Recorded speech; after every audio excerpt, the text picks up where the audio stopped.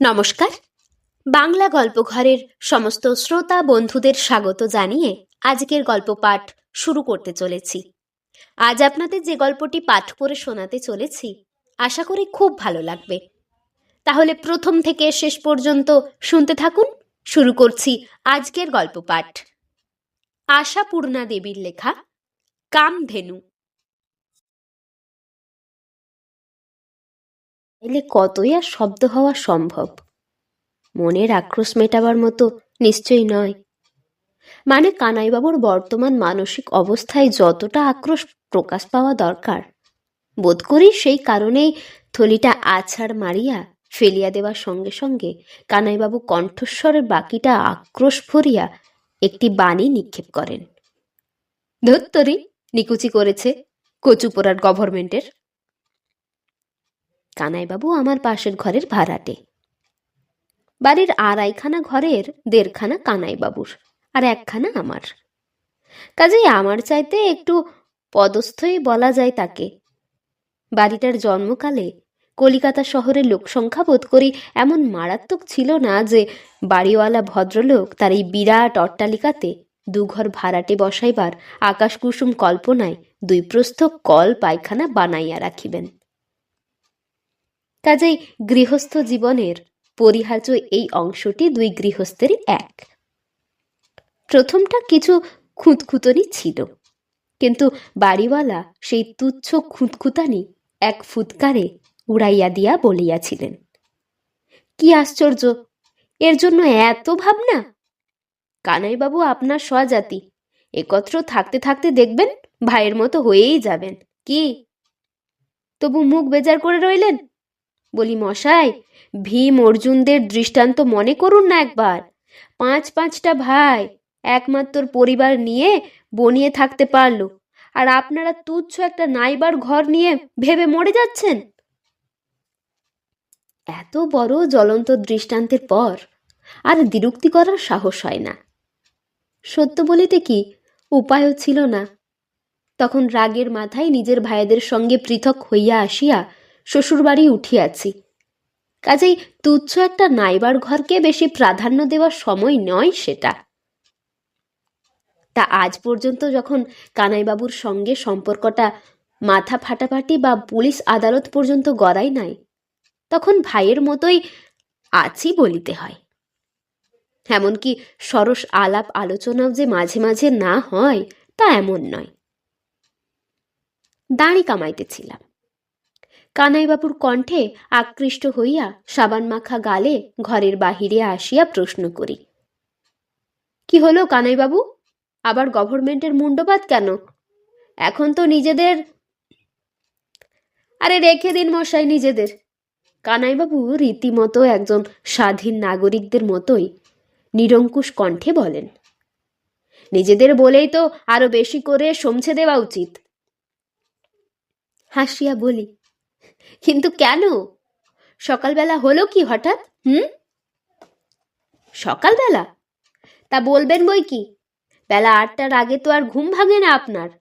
সকালবেলার খবর জানবেন কোত্থেকে? আপনি আর কোম্পানি, এই নিয়েই তো সংসার। গিন্নি স্টোভে দুটো ডাল চাল ফোটাচ্ছেন, তাই খেয়ে বর্তে যাচ্ছেন। কয়লার মতো ময়লা জিনিসের খবর তো রাখতে হয় না। হতো আমার মতন রাবণের গোষ্ঠী, বুঝতেন। বলে কি না হঠাৎ হঠাৎ কি মশাই, রোজ প্রত্যহ থলি নিয়ে যাচ্ছি, 50টা হরিজনের পেছনে ক্যাঙালির মতো 2 ঘন্টা দাঁড়িয়ে দাঁড়িয়ে থলি থলি ঝাড়তে ঝাড়তে ফিরে আসছি। অথচ কাগজ খুলুন, দেখবেন কয়লার বরাদ্দ বাড়িল, মাথা পিছু 10-এর। ব্যাটা কয়লাওয়ালার পায়ে মাথা বিকিয়ে দিয়ে 2-এর পায় না, আর ওরা চেয়ারে বসে আত্মপ্রসাদ লাভ করছেন। হ্যাঁ, বরাদ্দ বাড়ালাম। আমি বলি, ওটা কয়লাওয়ালার অসাধুতা। কানাইবাবু তীব্র কণ্ঠে বলেন, মানলাম সে কথা, কিন্তু এসব দুর্নীতি তো আর চোরা কারবার বন্ধ করতে হবে না? তবে আর কিসের স্বাধীন গভর্নমেন্ট? গলায় দড়ি, গলায় দড়ি। গালে সাবান শুকাইয়া উঠিতেছিল। তাড়াতাড়ি ঘরে ফিরিয়া আসি। তাছাড়া উত্তরই বা কি দিব? গলায় দড়ির পর আর কোনো উত্তর চলে? ফিরিয়া আসিতেই আভারানী কহিল, বুড়ো কি বলছিল? এই বিশেষণটা অবশ্য আভারানীর নিতান্তই গাজুরি। কানাইবাবুর ঘরে রাবণের গোষ্ঠী আছে বলিয়ায় যে তিনি আমার চাইতে খুব বেশি কিছু প্রবীণ এমন নয়, কিন্তু আভারানী ভুলিয়াও বুড়ো ভিন্ন কানাইবাবু বলে না। কি আর বলবে? সাবধানে কোঁচরে কাপড় ব্লেড মুছিতে মুছিতে বলি, বলছে গলায় দড়ি। কার? কার? বোধ করি ও নিজেরই। সব সময় ন্যাকড়া। যাকে শোনো, এবার একটা মানুষের মতো বাড়ি টাড়ি দেখো, বুঝলে? মানুষের মতো বাড়ি? হাত পা নখ দাঁত সমেত? আরে বলো কি? আবার ঢং, কথা কইতে দেবে না। শোনো, সত্যি, ঈশ্বরের ইচ্ছায় তো এখন পয়সার অভাব নেই। কেন তবে চিরকাল ওই চাষা বুড়োর সঙ্গে আধখানা কল নিয়ে থাকবে? হ্যাঁ? হেসে বলি, কিন্তু দেখো, ঈশ্বর ইচ্ছা করলে বরং টাকা দিতে পারেন, কিন্তু ভাড়াটে বাড়ি সে কি আর ঈশ্বরের ইচ্ছেতেই হবে? এখনো হবে না? আভারানী বিরক্তি কুঞ্চিত মুখে বলে, তবে তোমাদের কি ঘোড়ার ডিমের স্বাধীনতা হলো? হ্যাঁ, সব কষ্টই যদি রইল মানুষের। ঘরে টাকা থাকতে খেতে পাবো না, পড়তে পাবো না, গোয়ালে পড়ে থাকবো, এর নাম স্বরাজ? ধুত্তুরি, নিকুচি করেছে। আমি বলি, আভারানী, সৈন্য পর্বত লঙ্ঘনম। হ্যাঁ, আমরা মরে ভূত হয়ে যাই, তারপর নাতি নাতনিরা পর্বত ডিঙাবে, সেই আনন্দে নৃত্য করি। ওসব মানি না। বাড়ি চাই আমার, না পেলে কাগজে লেখালেখি করো। আভারানীর বুদ্ধি দেখিয়া চমৎকৃত হই। নিষ্ঠা সহকারে প্রত্যহ কাগজে পড়ে এমন নয়, অথচ কাগজ মাহাত্মে কি অচলা ভক্তি! সত্যি বটে, এমন সুন্দর উপায়টা মাথায় আসে নাই কেন? কিন্তু লেখালেখি করিবার মতো সময়ই তখন হাতে ছিল না। কিন্তু স্বরাজ হইয়া যে কিছুই সুখ হয় নাই, তাই বা বলি কি হিসাবে? অফিসে তো বেশ স্বরাজ চালাইতেছি। সেই চেয়ার টেবিল, আলপিন, ইরেজার বন্টন শুরু হওয়া পর্যন্ত তো রাম রাজত্বে আছি। কাজ কই? দাসত্ব কোথায়? খাতা ফিতা ডেস্ক চেয়ারের সুব্যবস্থারই তো নয়, শুধু বর্ণমালা সমস্যা। চট করিয়া তো আর নতুন খাতার সাদা পাতায় বিদেশি শাসনের কলঙ্ক কালিমা লেপিয়া দিতে পারি না। 26টা অক্ষর সম্বলিত খটখিট মেশিনটাকে বাতিল করিয়া রোটারি মেশিন, মানে যুক্ত বিযুক্ত লুপ্ত অনুক্ত সমস্ত বর্ণগুলির ঠাঁই হওয়া চাই তো। বসানো অবধিও তো স্বরাজ আছে। তারপর আপনি এহনপূর্ণ স্বরাজ একগেহে লাগিবে। আজকাল তাই অফিসে ঢুকিয়াই এক পেয়ালা চায়ের ফরমাস করিয়া খবরের কাগজ খুলিয়া বসি। আরে মশাই, আর কাগজ খুলে বসা কেন? গৌরবাবু খস করিয়া কাগজখানা টানিয়া নেন। কাগজে আর কি ছোবরা আছে? আপনি ওকে ঠুকলেন, ও আপনাকে ঠুকলো, তার মধ্যে একটা চর্ম আছে। আর এখন এ যেন আলুনি বেগুন পোড়া। কাগজ পোড়া আমি ছেড়ে দিয়েছি মশাই, ছেড়ে দিয়েছি। হাত বাড়াইয়া বলি, বেশ করেছেন, কিন্তু আমি যখন ছাড়িনি এখনো, তখন আর কেড়ে নিয়ে হন্তারক হন কেন? দিন। খেপেছেন? কে দিচ্ছে? বরং চলুন, এই বেলার চাটুর যে আসেনি, একদান তাস খেলা যাক। মাফ করবেন গৌরবাবু, কাজটাজ কি সত্যিই হবে না? তা হবে বই কি। গৌরবাবু দস্তুর মতো ধিক্কার দেওয়া সুরে বলিয়া ওঠেন, হবে না? ভয়ে মরছেন যে? মরাল ক্যারেজ বলে তো কিছু নেই। কি ব্যাপার? সুরেশবাবু ঢোকেন। মানে কাগজ পড়ার আশা আজ আর নেই। ব্যাপারটা কি গৌরবাবু? কিছু না মশাই, রামেন্দুবাবুকে বোঝাচ্ছি। গায়ে হাওয়াটি লাগিয়ে বেড়াতে পেলে কেন ছাড়বেন? কাজ করতে পারছি না বলে ছটপটানি, ওইসব হলো কালপুরুষতা, দাস মনোভাব। আমি উপদেশ বর্ষণের সুরে বোঝাইতে চেষ্টা করি, এখন কাজে ফাঁকি দেওয়া মানেই দেশকে ফাঁকি দেওয়া, সরকার যখন নিজেদের।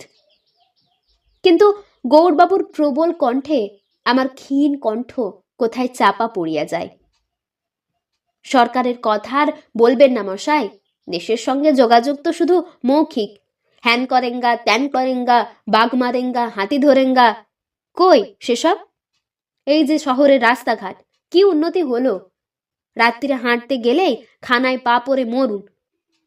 কালকের জলটার কথা ভাবুন, ভারতের দ্বিতীয় শহর কলকাতা, বৃষ্টি হলে নৌকা চলে। বস্তি উন্নয়ন, মান উন্নয়ন, সবই তো হারে ধত্তরে নিকুচি করেছে। সুরেশবাবু একেবারে পথে বসাইয়া ছাড়েন। নিকুচি করেছে গভর্নমেন্টের।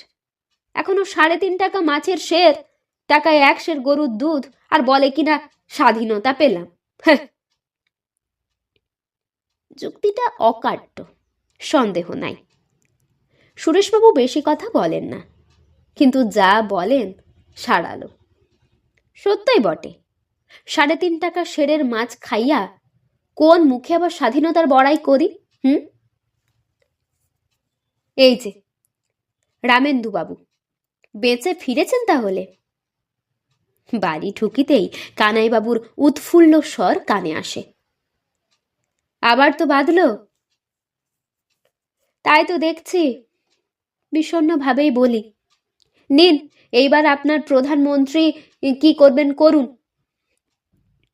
অবশ্যই করবেন কিছু, দেখা যাক, বেঁচে থাকলে দেখব সবই।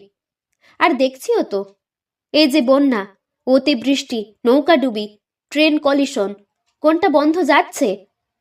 ন্যাশনাল গভর্নমেন্ট তো হলো, স্বস্তি পেলাম কই? বেকার সমস্যা থেকে চাকর সমস্যা অবধি সব জানা আছে। তার উপর গোদের ওপর বিস্ফোরা, এই দাঙ্গা। ভাবি উত্তর দিব না, কিন্তু কথা ঠিক রসনায় আসিয়া হাজির হইবেই। মুচকি হাসি হাসিয়া বলি, গেরস্থর বাড়ি বাড়ি বামুন চাকর জোগাড় করে দেওয়াও বোধ করি প্রধানমন্ত্রীর কর্তব্যের অঙ্গ। নিশ্চয়, কেন নয়? কানাইবাবু উদাত্ত স্বরে বলেন, দেশবাসীকে সুখী আর সন্তুষ্ট রাখাই শক্তিশালী সরকারের কাজ, তাই নয় কি? অস্বীকার করিতে পারি না। কানাইবাবুর নিজের বানানো ভাষা নয়, রীতিমতো কাগজের ভাষা, যাহার উপর তর্ক চলে না। কানাইবাবুর ছোট মেয়ে টুনু আসিয়া বলিল, কাকাবাবু, মা বললেন খিচুড়ি আর ইলিশ মাছ ভাজা করেছেন, আপনার জন্যে আনবেন, এক্ষুনি যেন ভাত খেয়ে ফেলবেন না।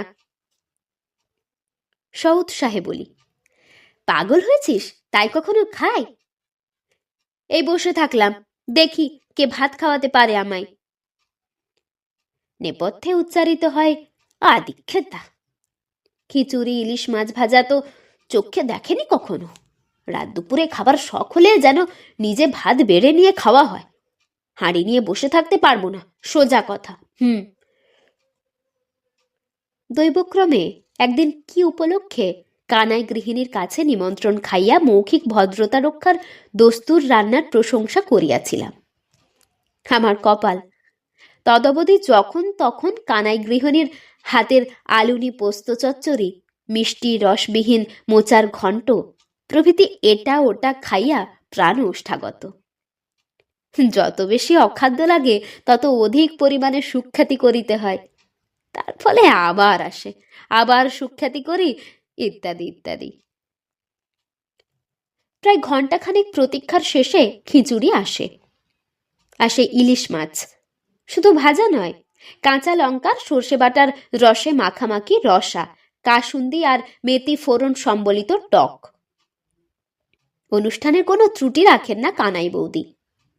পরনে কন্ট্রোলের শাড়ি, সেমি ছায়ার বালাই মাত্র নাই, ঘামে আর তেলে চকমকে মুখ, কপাল হইতে আশিমন্ত সিঁদুরের লাইন টানা, সূক্ষ্ম রেখায় নয়, ধ্যাবরা রেখায়। এই আমার কানাই বৌদি। ভোর হইতে রাত 10টা অবধি উনানের আশেপাশেই আছেন। খাদ্যবস্তুকে সুখাদ্য করিয়া তোলার যত রকম ফন্দি ফিকির আছে সব কিছুই আয়ত্ত করিতে চেষ্টা করেন। তাই সারাদিন লেশমাত্র অবকাশ নাই কানাই বৌদির। বাটনা মশলা যে এত রকম আছে জগতে, এ কানাই বৌদিকে দেখিবার আগে আমি জানিতাম না। সেকেলে ধরনের মানুষ, অত আপনি আজ্ঞের ধার ধারেন না। আমার পাতের গোড়ায় হাতের থালাটা নামাইয়া দিয়া বলে, নাও খেয়ে দেখো ভাই, কি সাপ ব্যাং রাঁধলাম দেখো। অর্থাৎ এইবার আমাকে মিথ্যা বৃষ্টি করিতে হইবে। কোন সুরে আরম্ভ করিব ভাবিতেছি। বৌদি নিজেই আরম্ভ করেন, পদ্মার ইলিশ নাকি আর আসবে না ঠাকুরপো। চমকিয়া বলি, কি বলেন? এই যে খোকা বলছিল তোমাদের নাকি কয়লা দেবার কথা, ওদের ইলিশ মাছ দেবার কথা। তোমরা বলছো কয়লা দেব না, ওরা বলছে ইলিশ মাছ দেব না। বলছে হয়তো, আপনার খোকা যখন বলছে। তাহলে কি হবে ঠাকুরপো? মুখ দেখিয়া মনে হয় বাড়ি তো দুর্দান্ত ম্যালেরিয়া রোগী, ত্রিভুবনে কুইনিন মিলিতেছে না। আশ্বাস দিয়া বলি, হবে আর কি, ওরাই ঠকবে, কয়লা আর ইলিশ মাছ। হা!